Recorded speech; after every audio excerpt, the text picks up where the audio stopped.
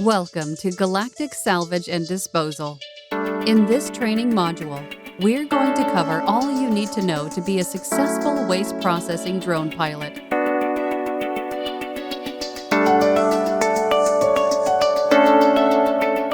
Upon taking the controls, you'll find it is easy to pitch up or down and yaw left or right by using the mouse or either gamepad joystick.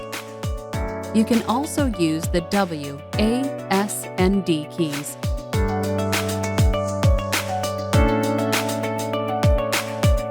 As your spacecraft rotates, notice the vector direction indicator symbols in your heads-up display.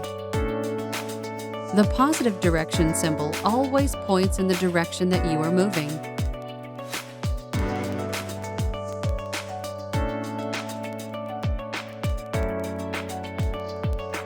The arrows can help orient you towards the positive direction symbol.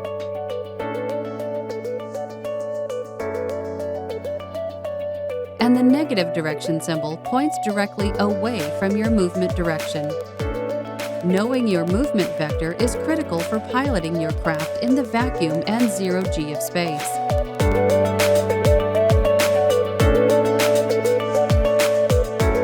You can use your thruster to change your movement vector.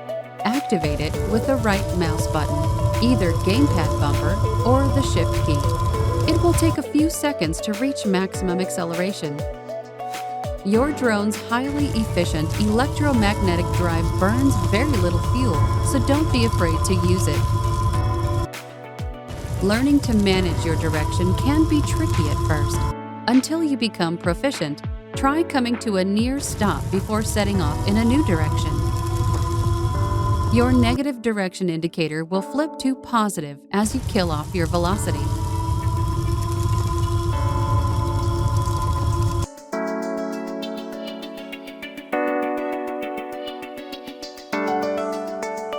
The final spacecraft system that you will control is the blaster, activated by the left mouse button, either gamepad trigger or the spacebar. Notice that firing does consume fuel, since it takes a lot of energy to form antimatter bullets.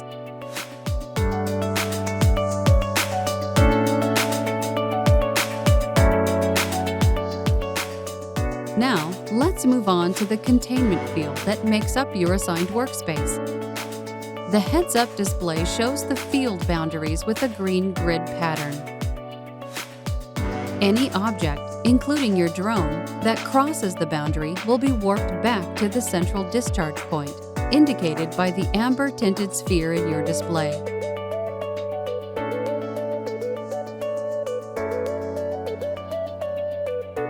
Note that the containment field software includes a state-of-the-art queuing system to minimize annoying collisions between waste objects. Your craft automatically jumps to the head of the queue, however, so you will need to account for that when tracking targets. Take a moment to observe how predictably objects warp from the containment boundary to the discharge point. Understanding this behavior is crucial to your success.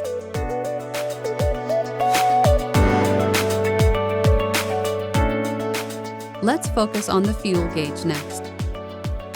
All objects that cross the containment field boundary and warp back to the discharge point consume fuel. As we've already covered, your blaster also uses fuel and your thruster doesn't. Your mission ends when you run out of fuel. Don't worry though, we're going to cover how to refuel mid-mission by recovering energy from certain types of blasted garbage.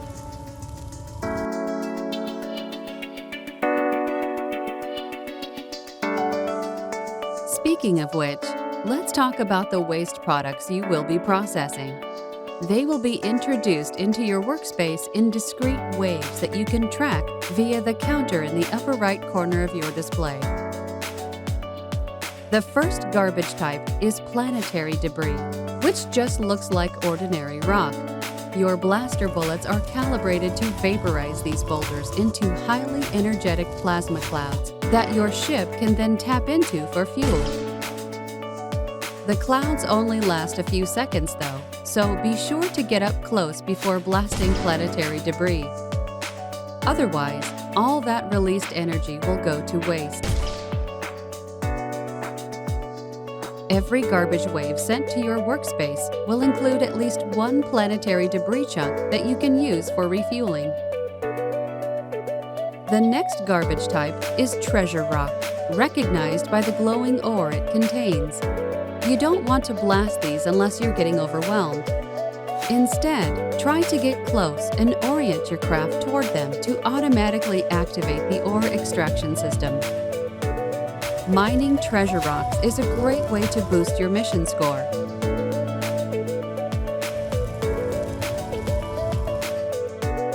The final garbage type is warped core fragments from destroyed starships. These targets are small, fast, and annoying. A skillful blaster shot will destroy them, though, and may unlock some helpful benefits. And that's all there is to it. Go get yourself a big pay raise with a high mission score.